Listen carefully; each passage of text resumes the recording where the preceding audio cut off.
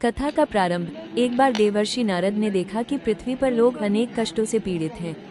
उन्होंने भगवान विष्णु से पूछा कि मनुष्यों के दुखों का निवारण कैसे हो सकता है। तब भगवान ने कहा कि जो व्यक्ति श्रद्धा और भक्ति से सत्यनारायण व्रत और कथा करेगा, उसके सभी कष्ट दूर होंगे। पहली कथा। गरीब ब्राह्मण। काशी में एक निर्धन ब्राह्मण रहता था।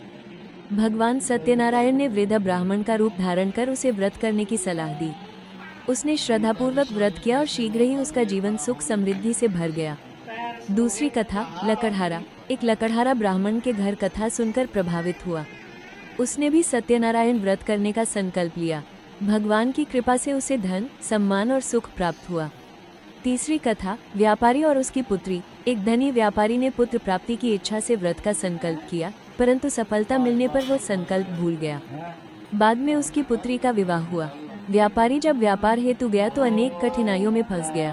उसे अपने भूले हुए व्रत की याद आई। उसने भगवान से क्षमा मांगी और व्रत पूर्ण किया, जिससे उसके सारे संकट दूर हो गए।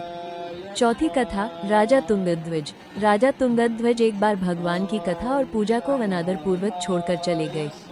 इसके कारण उन्हें राज्य और सुखों की हानि हुई। बाद में उन्होंने पश्चाताप किया, पूजा की और भगवान की कृपा से पुनः सब कुछ प्राप्त कर लिया। बोलो श्री सत्यनारायण भगवान की जय। सत्यनारायण स्वामी की जय।